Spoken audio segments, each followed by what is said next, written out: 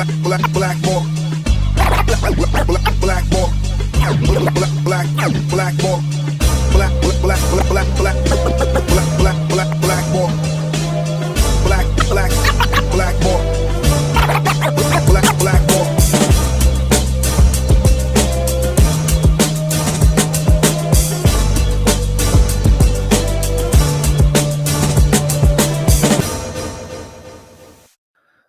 What is up, everybody? My name is James D. Fiore, and this is Blackballed. I have a lot of examples in my friend circle and my social circle of people who adapted well when the industry that they were in transformed or changed or got modified. And it always fascinates me because there's two types of people. There's people that just want to hang on to stuff, and there's people that kind of like go with the flow. And my guest today, to me, is one of those people that just goes with the flow, and he does it really well.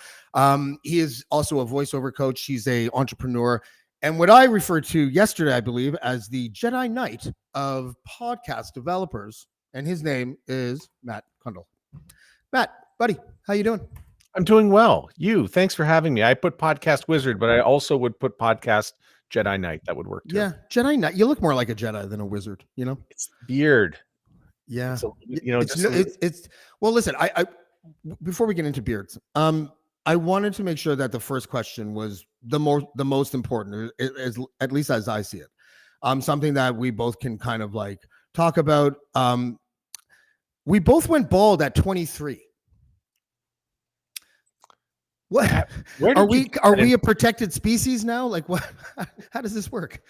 How did you know that? Like right at 23, because that's about the age that it happened. I'm trying to, I'm trying to channel my inner Nardwar.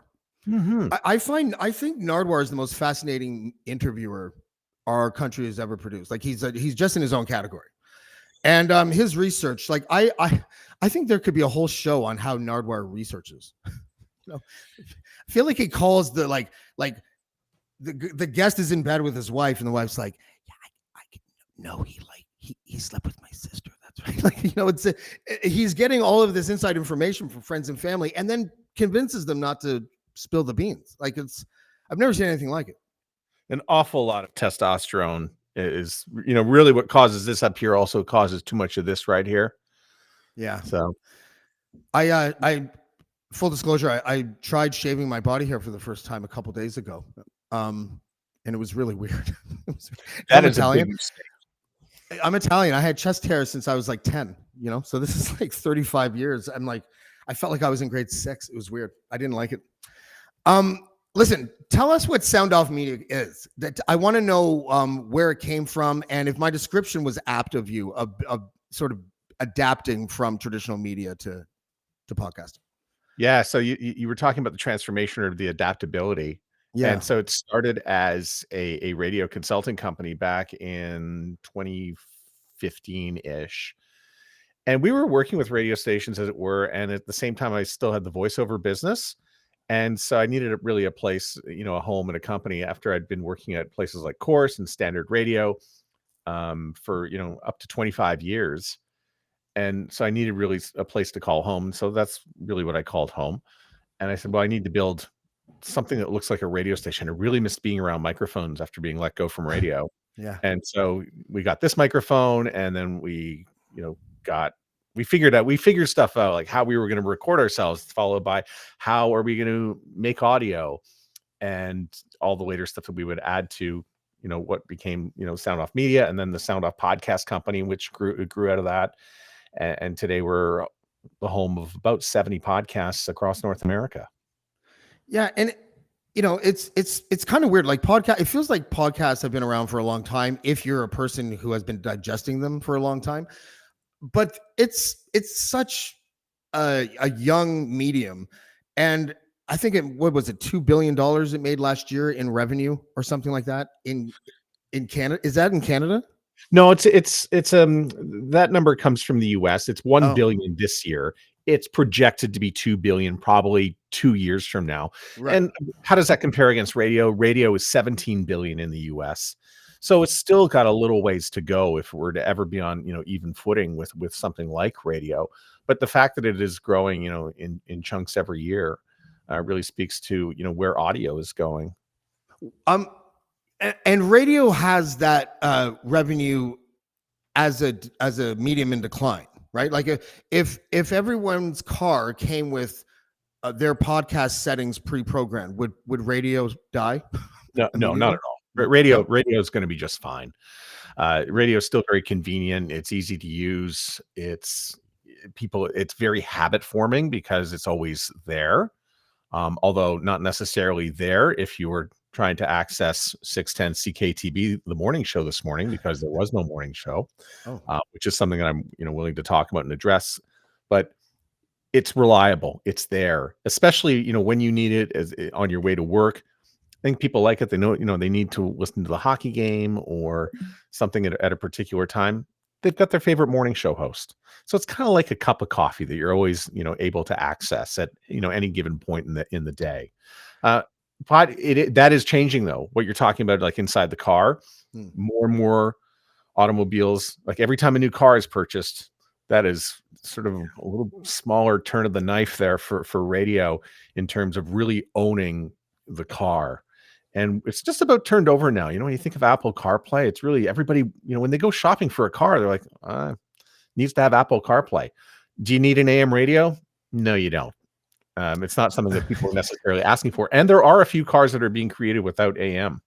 Well, you feel about AM, and I don't mean this disrespectfully at all. It's just, I guess I'm one of those consumers that feels like this, where I feel about FM radio the way you feel about AM radio. And it has nothing to do with the people that hold the jobs as good DJs or morning hosts. I have been away from ads interrupting my content for so long that I just won't do it anymore. I won't watch. It's like cable TV to me, Yeah. So the 11-minute ad block or the 12 minutes of ads in an hour on an FM radio station is it's outdated now. There's no other medium that chokes you at that level. And that's what really makes radio feel silly. There was somebody I had on my podcast. He's in Seattle, and Seattle, of course, is a tech hub. The station is 107.7 The End. And he gets into an Uber and he'll travel on a 9-minute trip across town, and the competing top 40 radio station played nothing but ads for the entire 9 minutes of his trip. So yes, that in that sense, radio doesn't really work.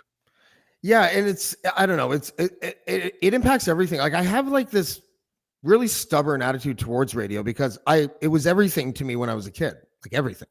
Like I couldn't listen to hip hop back in the late 80s, early 90s, unless I had a radio that could get CKLN or whatever from Whitby. Like I needed it, and the radio was part of the culture in a sense because you could do weird things with it. Something you could record off the radio, and there was a whole bunch of stuff that it made you do. And but those voices, like the voices for ads and the traffic guy and stuff. Like if you ever heard a guy talk like that right in front of you, you would think that something was wrong with him. And for some reason we consume it with our ears, and it doesn't feel weird when we're doing it. And now it does. I don't know. It's just like I feel like it sounds dated or something. I can't put my finger on it. Well, radio is really about talking at somebody, and podcasting and other forms of audio is really about talking to the listener. And it's funny because program directors for years we'd always coach our talent into say, really talk to the listener, really get into a one-on-one situation, really, don't speak in terms of the entire audience, speak only in terms of the listener. But it was really podcasts that managed to capture it. And it was because in podcasting, you're going to speak in niche terms, whether it's going to be a podcast about Star Wars, or it's going to be a podcast about broadcast. It's going to be a podcast about basket weaving. You're really going to be able, you're talking to a smaller audience, and you can speak in that one-on-one conversation. When you're doing radio and you're doing traffic for everybody, you really do sort of like you have to bellow it out. And that was one of the mistakes I made with my podcast when I first started. It was a podcast about broadcast. I wanted it to sound like radio. And so it was loud, and we made a very compressed audio sound. But then we changed it. And it really it comes down to the way it's consumed. Podcasting is a headphone experience largely. A couple of earbuds, headphones, you're really, I mean, over 90% of podcasts are consumed by people who are listening alone. I mean, if you've ever tried, even in the best of relationships, to agree, hey, let's listen to a podcast, that's tough. That's a 10-minute search right there for the podcast.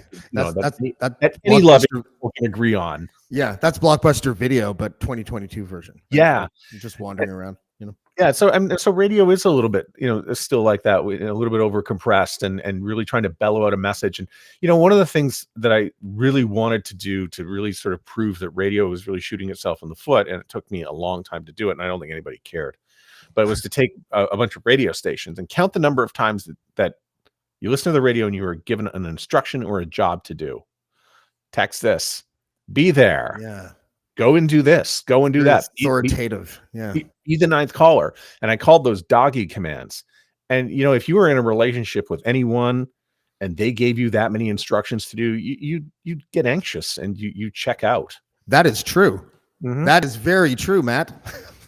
Well, I mean, I wish radio people would wake up about the number of times that they're barking orders at their listeners and telling them to do something. Even in the podcast space, it's obnoxious to say, rate and review the podcast, giving people. I don't like saying like and share either. I don't like doing that stuff. I figured people will do it. I don't know. I'm probably wrong metrics wise. And I'm sure there's math that proves me wrong, but it doesn't feel like me to do that. So I don't want to do it. If I had a radio show, I bet you I would do it though. But if you were going to do it at the end of the show after you've offered all your value.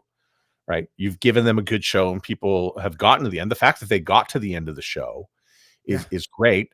Let's assume it's the same thing when you scroll down on a blog, right? You get 3/4 of the way down and the little note pops up and says, hey, you seem to be enjoying and scrolling through this. Why don't you share it? I have one sponsor that wants to sponsor the show, but we can't figure it out because it's a cannabis company. Have you read the rules? They're insane. You can't mention the cannabis that the cannabis company sells. So I was thinking, I was trying to come up with something clever. I was like, Bayberry Bud, we sell certain items that we can't talk about or something like that, right? Just so they know. But I can't, activating a sponsor is all I want to do right now. The podcast is doing well, but the one sponsor that I have, it's impossible to actually do it where he's going to be like, yes, that sounds like a great idea because you don't even mention his products, Well, it's time to get the lawyers involved because if this were marked as an explicit podcast with the E on it, and that's over 18, and so the assumption is that you have to be over 18 to listen to it, and so doesn't that I certainly hope all my audience is over 18. I wouldn't want to. Yeah, but wouldn't that open it up and make it sort of accessible for a cannabis company? No, do some marketing. It doesn't matter what age you're. It's not about kids. It's just about advertising to weed companies. Right. So here's something that's even crazier now. And this gets into a little bit of the rights. This is a global show. So what laws are you breaking in the US by having that ad run on the show? Right. Or in another country? Philippines. It could go either way. Yeah. Right. Yeah, I don't know. Exactly. And you being the host, and here's something else that's a little bit cuckoo and crazy, is that what if you go to a foreign country where cannabis is illegal, and they open up your phone and they find you do this podcast and it involves cannabis and time for a search. Oh, wow. Yeah, I guess they could do that. Well, they would just do that to everyone that came out of Portland. Yeah. Okay. I don't dwell on podcast rankings, but I look at them once a week. I just want to see what my weekly thing is sometimes. And then I don't think about it. But then I wanted to look at all the people that were also on the list on the top 100 in my category or whatever. And I just want to see what shows they were. And I'm curious if you've ever thought of what would those podcast rankings you think look like if all the stuff that's actually a TV show that they just put on the podcast network wasn't there. Do you know what I mean? It feels like TV and radio sometimes double dip because podcasting is it lends itself. It's such a forgiving format that you can have a TV show, make a couple slight edits, or a radio show, make a couple slight edits, and then upload it as a podcast. Well, that's what those traditional broadcasters still have. They've got the big megaphone. They've got the power to go out and promote and to remind people. That's what radio does really, really well, is that they're the best at promoting things. It's coming up at 8. Remember, I was talking about those doggy commands. But join us at 8:15 for something. They're setting a time and creating an appointment for you to listen and to be a part of something. And saying, oh, by the way, check out the podcast as well.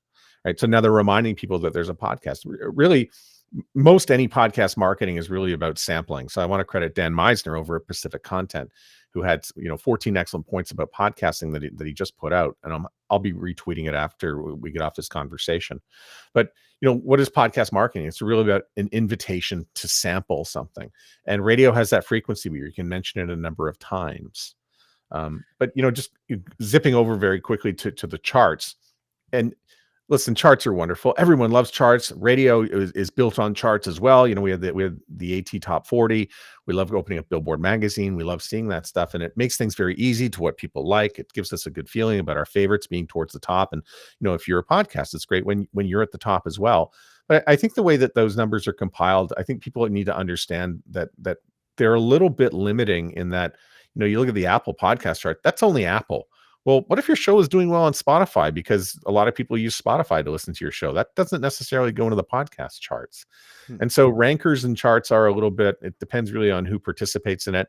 And it also really depends on who's got the tools. So for instance, my podcast has spent time quite often at number 1 in Nigeria. What? Well, what? Yeah. Why am I so popular in Nigeria? Well, it turns out people in Nigeria, Apple only has a 15% penetration of the market when it comes to iPhones. And most of those people who have those phones work in radio. Ta-da! Well done, sir. Yeah. That was a seed planted many moons ago, wasn't it? Yeah. Okay. I'm not going to belabor any of these points. I just think that the content suffers on radio because it's built around ads, and podcasting, you don't have to really worry like that. And that's the last I'll say about it, because I wasn't actually in the industry. I would probably really have nostalgia for the industry if I was in it, but I'm just looking at it from outside.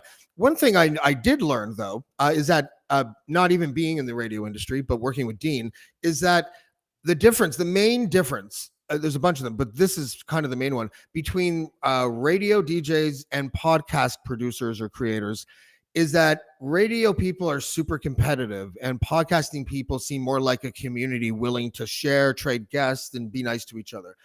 First of all, is that accurate? And second of all, why is it like that? Like what's special about it that makes it like that? I think the rising tide floats all boats really makes sense, because it's a big planet out there. I mean, most of the content that you put out today and that I put out today are going to exist out everywhere on this big planet. When you're in radio, there's only X amount of spots on the dial that people can listen to. If you're not listening to one, you're listening to the other. I mean, it's a very antiquated way of radio to be thinking. I think you did mention a little bit about radio content being what it is today. I think a lot of that, it's not necessarily the ads, but it is the ads, but it's also their metric system, which is a portable people meter. So it's really not what you hear and not what you're listening to. Maybe I'm ignorant. What is a portable people meter? Yeah, so you remember, like it's like a pager, and it will sit on your belt, and it picks up like what frequencies and radio you come into contact with, and that's how they compile the radio ratings. Wow. So it's not, so if you go to the dentist's office and the dentist has on, let's say, CHFI, that's going to be a little bit of a change. So instead of listening to Q107 today, you're now listening to CHFI, and that's going to tip the ratings in a funny direction. It's not, listen, data and measurement, it's not, that doesn't help radio. It really is just preventing people. I mean, the goal in radio is, let's not let them tune out. Let's just play something ultra familiar. Let's keep it moving. Let's keep your bit short. We don't want to, they know where the tune out parts are. Generally it's jock talk. And so that's really sort of caused I think that sort of led to radio fighting amongst itself, sort of circling the drain, trying to find out, grab a few listeners from here and there, when they really should be creating content that's going to pull people in from just about anywhere. Yeah, no, that's totally fair. And like I remember listening to like the music history or the history of music or whatever. That was a decent show. But you're right. The morning people, but after that, I never really listened to the radio at night except here and there, because there was a lot of ads and the same 4 songs, right? Like, and that started like in the 90s, at least from what I remember. Yeah, but you and I both have podcasts, but there's no reason why we're in competition, because this is on demand. Podcasting is on demand. So if you want to know why podcasters don't fight, and will try to clobber each other or hold that sort of grudge that radio people have, them versus us, and it's because your neighbor in podcasting, the person who's doing a like-minded podcast like you, they're actually your best friend. So when they finish my podcast, oh, you liked listening to this podcast. Maybe you'd like to listen to another podcast about broadcast. So Yeah. Apple will push you into another one, right? So, I mean, it's just another way. I mean, Netflix does this all the time. You just finished watching Orange is the New Black. Maybe you'd like to watch Sopranos. Yeah. Yeah, it's weird. That is sort of like the knife that cuts at both edges algorithms. Because I was writing, I started a piece yesterday that I'll probably get back to next week because it's a confusing topic, which is just algorithms. Is it their existence period because they impact things in such a negative way on purpose? It's directed like that, or is it just that they're directed like that by programmers? Like the whole thing about making people fight and giving you certain content, and a lot of it is sponsored. Like that ruins it for me. Like I'm the guy that goes to Twitter. It's all the latest tweets. I never make my homepage like what's in the news ever because I don't feel like I'm getting anything. Well, I mean, the goal of most of these places, whether it's Spotify or Apple or Netflix, is, can they keep you listening longer, right? They don't want you to leave. So if you've just finished listening to a podcast, like mine, they want to try to tempt you in with another one that's about the same subject matter. And so it's within their interest to try to, create an algorithm that's going to keep you listening to stuff. And that's why, Spotify knows what you follow and like, and they want to keep feeding you the music that's going to keep you on their platform. They don't want you leaving and going to Apple. They don't want you going and doing something else. And my favorite trivia question of all time, and I'm going to give it to you right now. Okay. What is Netflix's biggest competition? Netflix. Is that right? What is Netflix's biggest competition? I would say Netflix. I'm just saying they're their own worst enemy, but go ahead. Yeah, it's actually sleep. Oh, right. Oh, right. So, okay. Yeah. The minute you stop sleeping and consuming their product, that's why they're always sort of checking to see if you're still awake and onto maybe sleep time. But was there ever another medium that has ever existed except Christian Slater's and Pump Up the Volume, where people like you and I could just wake up one day and just utilize it? Has that ever happened? Like radio? No, I don't feel like that's ever happening except when you were able to hijack a radio signal like many moons ago. Do you know what I'm saying? Yeah. Yeah. Oh no, absolutely. I mean, I'm from Montreal, where I grew up listening on Shom FM, where the FLQ went and took over Shom FM for an afternoon. Mm-hmm. Came in, they wanted their mandate read on the radio. I think they had their guns and and their joints and whatnot, and found the records and said, "Let's play some Zeppelin." And the DJ at the time, read the manifesto, and everything was great and cool and super, super awesome. But yeah, I mean, I think back to Pump Up the Volume. I think of the movie eludes me, but Jim Carrey was in the movie where he was on television all the time. They were documenting him. But no, the Truman Show. Thank you. Yes. Yeah. But I think we sort of hit it around. I mean, I don't know when we really started streaming. I think with YouTube and the advent of that, and then discovering software products like OBS that could create a YouTube stream and put it out there. That I could determine, rather than trying to go and join a radio station, I could probably just broadcast every day, from my basement for 15 minutes, take 1/4 hour and start knocking them down one 1/4 hour at a time. Yeah, that's kind of what I think is unique about it. I feel like that's the pocket where the good things happen because, like how many radio DJs have you met that have, rolled their eyes at management because they need to go in this direction and it impacts their creative ability, right? Like not answering to anybody. For guys like me anyways, and whatever, like I used to be a little bit of a tyrant, right? Like, and now, I want to make this my living, it's like finally, so this is the staging ground where I get to like make decisions and to see if my decisions work. And I can't tell you how amazing that is for a guy who, spent his life not holding jobs, like it's so, it's just so accommodating. It's like, if you can do this, it's almost like, anytime you want, you can go and try out for an NBA team or something like that. You know what I mean? Like walk-ons welcome. This is a walk-on medium, and here we are trying to make it work. And I'm so excited because even though it's sort of been around for a long time, that's a little bit of fool's gold because a lot of those shows were just TV shows or radio shows that they just put as a podcast. But where do you see it going in 10 years? Because I kind of feel like a renaissance, like we're either in it or about to embark on it or something, like a lot of good content that like it will dwarf the numbers that we've seen over the last decade. Is on its way. I just wondered what your thoughts were on that. Well, we're in it now. And so there's a lot of content creators at the BBC or at the CBC or at NPR in the States who are finding ways to take it home. I mean, they've been doing podcasts for a few years, which may get repurposed on a radio or vice versa. But you can do all this on your own. So they're negotiating their way out of radio and doing it themselves. And radio's problem is this: they haven't acknowledged the value today of the personality. We'll call them content creators, or we can kind of call them personalities, or way back when it was DJs and jocks. But when people go to listen to the radio today, they want to listen to personalities first.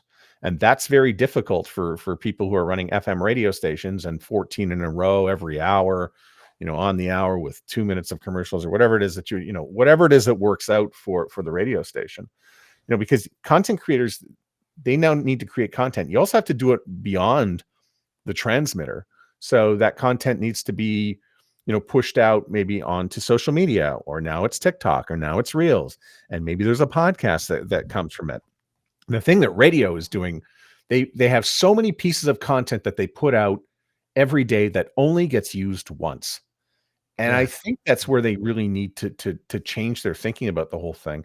And I think they're chained by the portable people meter and that data that they're trying to do. And as well, when there's less and less money coming in, you're trying to get people to do more and more things across more and more stations.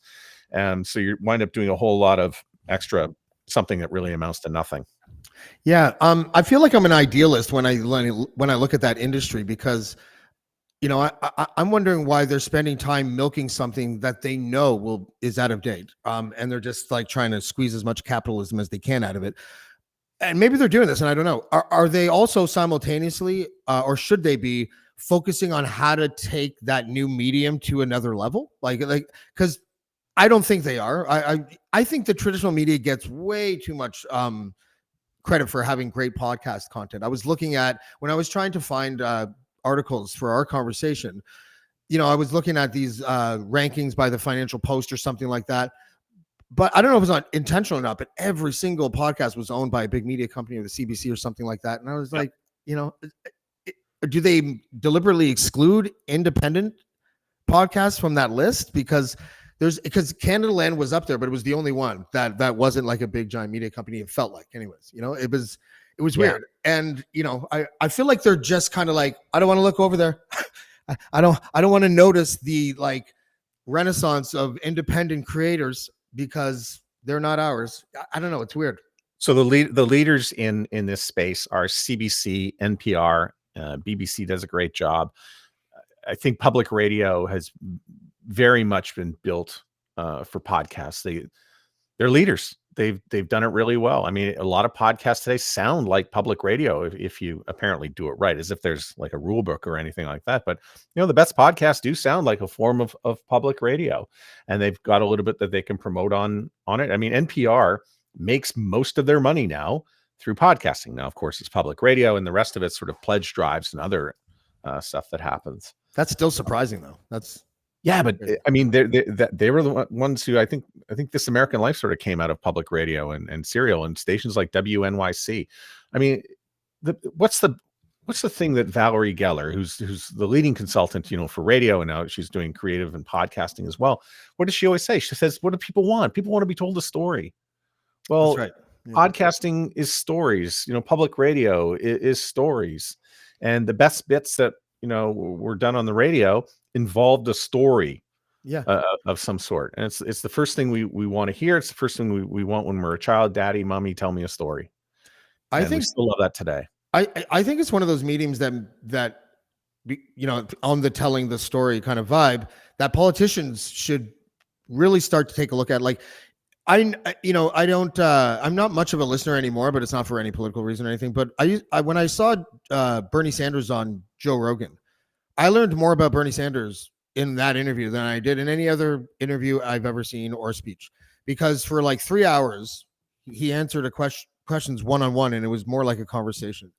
And podcast has got traditional media by the balls, I think, because of that, because, I want to next election, I would rather watch a 2-hour interview with all the leaders than I would want to watch the debate. But you don't learn anything from the debate. You know, you learn how good the media company was that taught him how to spin.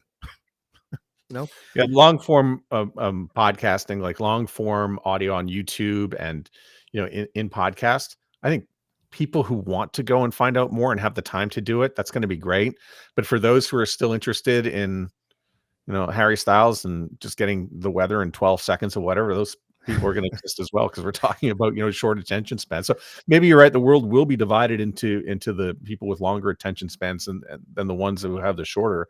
But to radio and innovation, and I do feel for people in radio who they're dealing with less and less money, and how do we innovate? I don't think anybody is in charge of innovating the product in Canada and even North America. So when I started my podcast in 2016, I went to a conference called the Conclave in Minneapolis, and the question went up, and it was like, name something your station has done in the last 6 months that is innovative. And these are owners on stage and VPs, and nobody said anything. Okay, 12 months, we'll change it. And again, no one said anything. And even when I went to Canadian Music Week a few weeks ago, James Cridland, who was I think giving a keynote, showed a program that I had turned James on to in back in 2019, called The Script. And it has now innovated itself into where you can go and highlight the words of a script. You can change the words and it will edit, and then it will even use AI to put your voice in. But it wasn't, it was the oohs and ahs in the room that alarmed me. And I thought, nobody knows what this is, and we're 3 years in and you work in audio. Is anybody in charge of innovation in Canadian radio? And I don't think any of these companies have anybody who's in charge of innovation. And this was followed up by a discussion by a man who works at Bauer Media, and he's based out of, I want to say, Denmark. And they have subscription radio. Now they're off the AM and the FM. I think they're on DAB and all sorts of other technological advances. Yeah. But, to the point where if a song comes on, you don't like it, you can hit the skip button. And from that, you can get, you can draw sort of information about whether or not people like or don't like the song. But now you've got your research taken care of. And, here we are in North America going, what do we do? Well, they're milking it. It's so funny. They won't invest in the part of their business that they're milking. Because what I mean? Like, and maybe that's the right call. I don't know. I'm not a businessman, clearly, but maybe it's like, okay, well, we're projected to make X amount of profits. This is not going to be revamped to fit our model, so we're just going to milk it. But I mean, like, I can't remember which city it was in Europe that was using how we put brand names on buildings now. Like, they're doing that with outlets now, or title sponsors for shows is more significant there, because I think it was Finland, they hate commercials so much that they needed to build a model around the customer preference of not ever wanting to listen to a commercial. So it's all title sponsors. It's either title sponsor for the show or title sponsor for the network or whatever. And you're right. Our innovation needs to be pointed towards podcasting, doesn't it? I think you can look to podcasts. You can look to the way that mid-rolls have been very successful in podcasting. I think you can look to, title sponsorship. I mean, radio was one of the first to do title sponsorship a while ago. And speaking of innovation, I mean, I know it's been 7 years since they started it, but again, the station 107.7 The End in Seattle, they tried with 2-minute stop sets, for the longest time, because I think they saw people, with the short attention span. So, you play 2 minutes of commercials and then you're right back at the music, and then just sell those ads, at a higher rate. So, I mean, I gave a lot of thought over the weekend to our conversation we're having here today, but I want to mention another radio consultant, and she's now teaching media, by the way, in Massachusetts. But Donna Halper is a name that a lot of Rush fans would know. She was at WMMS in Cleveland in 1974 when she first put Rush over the airwaves. She was the music director, and she added it to the playlist. And she put in her blog last week, she really was sad to see the demise of AM radio, and then sort of posed the question, what would you do with an AM radio station if you had it today? And I said, well, I'd love to run one, and I'll put up the AM signal, but I want to stream everything. I want to be able to make sure it's accessible on smart speakers. I want to make sure that, it's got good social media presence. And once I've done all this, I'm going to look at my books after maybe 3 years and we built an audience in this, fictional radio station that's broadcasting at 1370 in whatever city. And I'm going to look at it and go, it's expensive to keep that AM transmitter going. And I'm only getting X amount of listeners. It's expensive to run. And I think we're getting to a point where we're finding that it's very expensive to run, terrestrial radio stations, with transmitter and all the other stuff that is getting cheaper and cheaper for what you and I are doing right now, which is, putting it out over the internet. Yeah. Listen, I feel like podcasting is the biggest tribute to radio ever, because a lot of times when I was writing something the other day, I just was writing notes actually, and I thought of the idea of when radio started and families gathered around to listen to stories. That sounds like podcasting to me. That's what it sounds. So it's almost like it harkens back to when radio was like finding itself.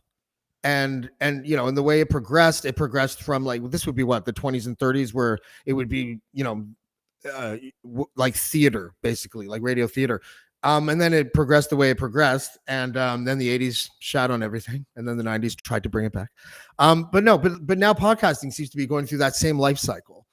And how do we stop it from evolving in a way that focuses less on the creative? Well, the only thing that's different about the podcasting is the shared experience part. Cause you talk about people gathering around, the fire, or gathering around, in the living room to watch things. And I think that's where our world has gone. We just don't have the shared experiences that we once had, which is why I think Michael Jackson will be the most famous person of all time ever, forever and ever. Because back in the 80s, 40 million copies or 50 million copies of Thriller that got sold. I think everybody knew the songs. Everybody knew, concerts. Those are shared experiences as well. But we have fewer and fewer of them outside of the Super Bowl, the Oscars, the Auto Award show. And even that, we're seeing, ratings decline in that sense. And podcasting being on demand, you can pick it up at any time. And sometimes, does it take off, years after the fact that it's been released, or is it all going to take off this week? And again, so it's not necessarily a shared experience. If you have to mention that there's a spoiler involved, that is not a shared experience. So, right. Even like our favorite shows on Netflix, or when you watch Orange is the New Black and people are like, don't tell me what's happening, I haven't watched it yet. That's, I avoid social media when I used to get really pissed off at, what show is it? I think it was Boardwalk. No, it was Dexter, Boardwalk Empire, one of those shows. I would avoid. I felt like I did in the early 90s when I was a Nick fan, and I would avoid all media to make sure. And that's when I realized that you only get the Knicks score like twice in the entire country. So they didn't start repeating TSN shows then. Yeah. But yeah. Anyways, I like being part of it. I've never really been a part of an industry that's been I've never been a part of an industry. You know what I mean? So this is all new. And having guys like yourself, guide me through it. Like I've called you and been like, listen, I'm having this kind of problem, or I have this kind of goal. Like, what do I do? And, there's people, I want to ask you actually, because that it pertains to this. Is there a certain thing to be said for people who are kind of innovating in this kind of industry, who have their legs straddled over a pre and post internet? So I feel like people are borrowing from before there was an internet, ideas that could be implemented before there was an internet, and then applying it to this medium, to this concept. I don't know if I'm explaining that right, but to be able to see the world in both times, I think is a beneficial characteristic of an innovator in the digital space. And I'm just wondering what you thought of that. I think it's because a lot of this comes down to when you're building something, it comes down to marketing and marketability, and also, using tools that are age old, that, may have been used a long time ago. So somebody asked me today, well, how should we market this? And, we came up with an idea of, well, if you had a podcast about this subject matter, why are you not going down with a bunch of flyers and telling people, to listen to this podcast with a QR code on it so that they can connect to it right away? So if you got a podcast about widgets, you should be at the widgets convention. That just makes sense. And guess what? Handing out flyers or cards, that's old school. That's, you don't have to go and do that on social media. necessarily. I mean, you got to go put yourself in the middle of the event in order to be a part of it. I mean, there's still a visibility thing, when it comes to podcasting. Yes, we can sit in our basements, and yes, we can do social media, and we can create reels and TikToks and all sorts of things. But your show will really take off the minute that you can go get in front of people and do the old-fashioned marketing, one-on-one, meeting people, maybe a card. I mean, when I started my podcast about broadcast, I said, "Oh, I'm going to a convention and there's going to be radio people there." Well, I made sure that I gave everybody a card. Hey, on your way home on the airplane, be sure to listen to the podcast. Yeah. And a lot of people did, and then they wind up sticking with it. And you're really trying to create habits. And again, this is what radio has done well, and television especially has done well. And that's, hey, what time is Dallas on and the Dukes of Hazzard? Well, the Dukes of Hazzard was on at 8 and Dallas was on at 9. And then the next night was Saturday, and it was like Love Boat at 8 and Fantasy Island at 9. And That's true. those are media habits. Yeah. Right? So when you're, when you're releasing your podcast consistently and it goes out at the same time every week and people are there to download it, that's a media habit that is long before the internet. Yeah, no, I know exactly what you're talking about. I remember people used to schedule their lives around the TV guide. I remember the Bill Cosby, the Cosby Show, and like Family Ties. That was one night, and then later on it was like Friends and Seinfeld or whatever it was. And there were people who would get anxious if they missed one of them. It was really weird. And there's also a big difference if you have the DVD of like say Die Hard or something like that that's been on your shelf for like 3 years and you never watched it, but then you're flipping around channels and you see that it's on a network. For some reason, you kind of want to watch it. And maybe that's also that shared experience element because other people are doing it too. I don't know. But it's a weird phenomenon. And I know a lot of people that have experienced it. Yeah, I think some people like the breaks too. I mean, having commercials in the middle of your programming I found it weird when I went to, Europe and they didn't have, I was watching Seinfeld and they didn't have a commercial. So it was like 22 minutes. They actually did a study. And they found out that the people who had the commercial breaks in the US retained the show better than the people who watched the 22 straight minutes. Yeah, because they're Pavlovian. That's right. They're good at when you're a zombie, you still take shit in, but it has to be jingly and light, I think, right? Yeah, and digestible bites. Yeah, that's right. Listen, I love having you on because I learn a lot. It's funny because I send you emails and I'm like, let's talk about how this and that. Like, basically, I thought after I sent you an email earlier on this week that am I dissing an industry that he likes, or am I onto something, or is this just like an opinion? Because I think I'm guilty of that. I think I'm guilty of calling radio and stuff archaic so that I can feel better about our industry. And I probably need to stop doing that because that's probably not doing anyone any good. Nah, I'll tell you what. Radio is your alcoholic uncle. And you love him, you love him, but he keeps doing the wrong thing over and over again. He forgets his car payment. He doesn't show up for work. He needs a new job. That's kind of the state of radio these days. Uncle Buck. Yeah, Uncle Buck got something done in the end, though, right? But yeah, there's a little bit of an Uncle Buck feel to it, and the car is a little bit rickety and makes an explosion and. Hasn't upgraded and hasn't figured out his relationships, with Shanice and whatnot. I think that's a great analogy. Yeah, it was an accidental one in a way, but I'll take it. Matt Cundill, it was good having you on. I'll have you on again soon, and keep doing good work, buddy. I'll probably call you next week with some crisis, and you'll be like, "That's not a crisis." There's no crisis. Everything is fine. We're just going to pivot a little bit. Woo! Awesome. Thanks, buddy. Thanks, man. Have a good one. Matt Cundill. Yeah, he's kind of one of the I guess you call him a mentor. I don't know.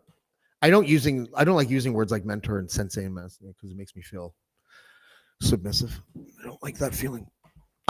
Anyways, the to have a guy like that being able to sort of shepherd you through this wilderness is it's so valuable.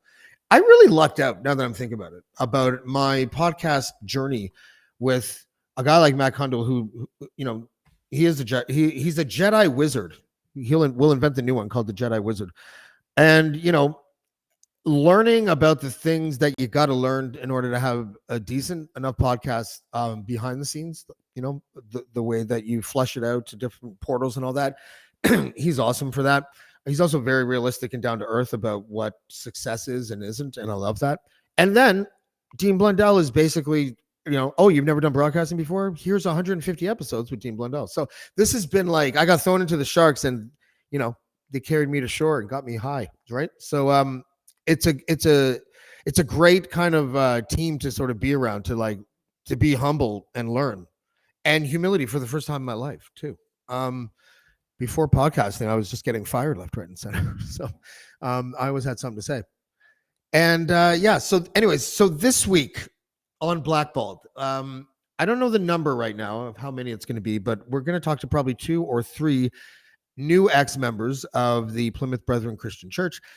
So what's happening right now is, ever since the Cheryl Hope interview, people have been coming out of the woodwork, ex-Brethren members mostly, talking about their experiences within the cult. Some of it deals with abuse. Some of it deals with money laundering and things like that. So, or allegedly. But we're going to talk to these people. One of them is the granddaughter of Symington, the last name is, and he's considered to be like, one of the holiest people ever, I guess you would say, in the Plymouth Brethren. So she'll have like anyone that is in the cult will know who she is. Basically, she's like the Princess Di of the cult, I guess, or something. And she has a lot of really interesting things to say. We're also going to show documents for the first time that we think detail. It has a list of kids on it, and Cheryl's on that list as well. And the way that everything is worded, it's an internal cult document, I guess you would call it. And the way that it's worded, it seems like that list of children that they have there, which is a list of people that were either excommunicated or left on their own. They were all around the same age. They were all, let's just put it this way. It could be interpreted by some as a list of basically abused children.